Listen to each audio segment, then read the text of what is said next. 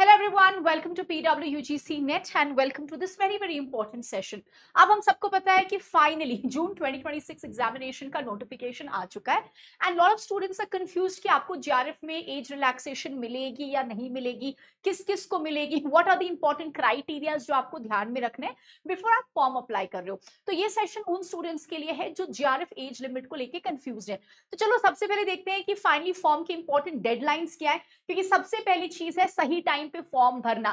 सो देखो ये है हमारा नोटिफिकेशन। सो फाइनली 85 सब्जेक्ट्स के लिए हमारे जो नोटिफिकेशन है वो आ चुके हैं। चलो ऑनलाइन एप्लीकेशन फॉर्म, इस बार आपको पता है जो मंथ्स हैं वो कम कर दिए गए हैं, जो डेट है वो कम कर दिया गया है। सो 29 अप्रैल से हमारा एप्लीकेशन फॉर्म का सबमिशन शुरू हो चुका था टिल 20 मई। तो देखो भाई, अगर आपने अभी भी फॉर्म नहीं भरा है तो प्लीज मेक श्योर, सबसे पहली चीज आपको ये करनी कि आपको अपना फॉर्म भरना है। लास्ट मोमेंट के लिए डिपेंडेंट नहीं रहना है। कई बार वेबसाइट स्लो हो जाता है, आपका पेमेंट का कंफर्मेशन नहीं आता है, तो ये सब प्रॉब्लम से पहले ही खुद को बचाओ। The last thing you should be worried about is कि मेरा फॉर्म सबमिट हुआ या नहीं, या मेरे पैसों की कंफर्मेशन आ रहा है या नहीं। सो प्लीज सबसे पहले फॉर्म भर के टेंशन फ्री हो जाओ।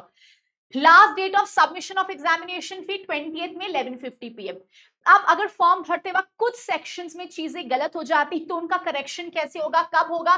22 मई से लेके 24 मई 11:50 PM तक। एग्जामिनेशन की जो सिटी है उसका फाइनल अनाउंसमेंट होगा by 10th June. Downloading of admit card would be by 15th June. अच्छा, एग्जामिनेशन का जो डेट है वो 22 से 30 जून के बीच में होने वाला है।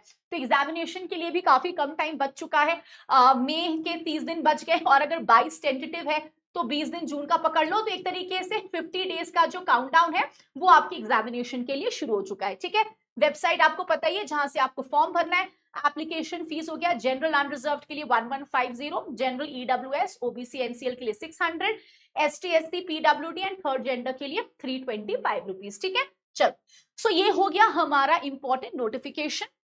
आपको ऑनलाइन अप्लाई करना, दिस इज दी वेबसाइट। ठीक है, अब चलो नोटिफिकेशन के बाद let's come to the most important thing, what about the age limit of JRF. तो देखो, जब आप फाइनली इनका जो इंफॉर्मेशन ब्रोशर है वो खोलते हो तो वहां पे आपको दिख जाएगा एक पूरा का पूरा सेक्शन जहां पे जीआरएफ एज लिमिट और रिलैक्सेशन जो है वो एक्सप्लेन किया गया है। देखो, GRF not more than 30 years, ठीक है, on first day of the month in which the examination is concluded। तो भाई हमारा एग्जामिनेशन होने वाला है टेंटेटिवली 22 जून को। तो इसका मतलब है not more than 30 years age on the first day of the month in which the examination is concluded. तो एग्जामिनेशन होने वाला 22 जून को, first day of the month हो गया 1 जून को।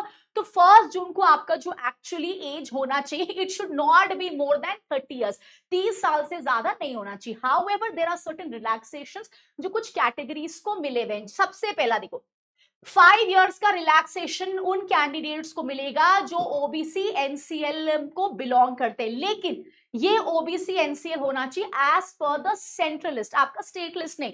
अगर सेंट्रल लिस्ट के आप ओबीसी में आते हो तो ही आपको ये रिलैक्सेशन दिया जाएगा। तो बहुत सारे स्टूडेंट्स कंफ्यूज होते हैं कि मेरा स्टेट लिस्ट में स्टेट ओबीसी लिस्ट में नाम है बट सेंट्रल लिस्ट में नहीं है, तो नहीं चलेगा। You have to be on the central list of OBC जो इस वेबसाइट में आपको दिखेगा। तो सबसे पहले 5 इयर्स का age relaxation plus SC ST PWD third gender categories and women aspirant. तो यहाँ पे बाकियों के लिए 30 इयर्स से ज्यादा नहीं, बट आपको 5 इयर्स का जो एज रिलैक्सेशन है वो मिलेगा। ठीक है, सो ये हो गया अपना 35। फिर इधर देखो, वो कैंडिडेट्स जो मान लो रिसर्च वगैरह कर रहे थे, रिलैक्सेशन उन कैंडिडेट्स को मिलेगा with research experience limited to जितना भी टाइम आपने रिसर्च में दिया है which is in the relevant and related subject of post graduation degree. कितना रिलैक्सेशन मिलेगा? Maximum of 5 years. लेकिन सबसे पहले ये रिलैक्सेशन के लिए जिस अथॉरिटी के लिए हम रिसर्च कर रहे हैं, जिसके साथ हम एसोसिएटेड हैं, उनका एक सर्टिफिकेट मिलना चाहिए जो ये बताता है कि आपने इतना टाइम जो है रिसर्च को स्पेसिफिकली अलॉट किया हुआ है। ठीक है, सो ये जो आपका आएगा certificate, it should be from a recognised Indian university, institute of national importance, foreign university. तो ये सब प्रॉपर अप्रूव्ड होना चाहिए। ठीक है, research should not have been carried out towards completion of graduation post graduation degree। तो 5 साल का मैक्सिमम रिलैक्सेशन आपको यहां भी मिलेगा, लिमिटेड टू द पीरियड जो तुमने रिसर्च में स्पेंड किया, बट जिसके लिए आपने रिसर्च किया उनके तरफ से एक लेटर जो है ऑफिशियली वो आनी चाहिए। नेक्स्ट, वो कैंडिडेट्स जो एलएलएम की डिग्री परस्यू कर रहे हैं, आपको भी 3 साल का जो एज रिलैक्सेशन है वो मिलेगा। प्लस वो कैंडिडेट्स जिन्होंने आर्म्ड फोर्सेस में काम किया है, subject to the length of the services in the armed force, up to the first day of the month जब एग्जामिनेशन कंडक्ट हो रहा है, मतलब 1 जून, तो आपको भी 5 इयर्स का अप टू रिलैक्सेशन जो है वो मिलेगा। हाउएवर ये सब जगह पे टोटल रिलैक्सेशन 5 साल से ज्यादा एक्सीड नहीं करेगा। तो मैक्सिमम ऑफ, अगर आप देख रहे हो 3 साल मतलब 33 years, 35 years, this is the maximum relaxation जो स्पेसिफिकली मिलेगा। तो अगर आप यहाँ पे इनमें से कहीं भी किसी भी क्राइटेरिया में फिट होते हो तो आपको 3 years and up to 5 years relaxation मिलेगा एज पर द टर्म्स एंड कंडीशंस जो मेंशन्ड है। उसके अलावा असिस्टेंट प्रोफेसर के लिए कोई एज लिमिट नहीं है। प्लस अगर आप पीएचडी एडमिशन के लिए भर रहे हो तो उसमें भी कोई एज लिमिट नहीं है। तो ये थोड़ा सा आपको क्लैरिटी होनी चाहिए, कितना रिलैक्सेशन मिलेगा, किस टर्म्स एंड कंडीशंस पे मिलेगा।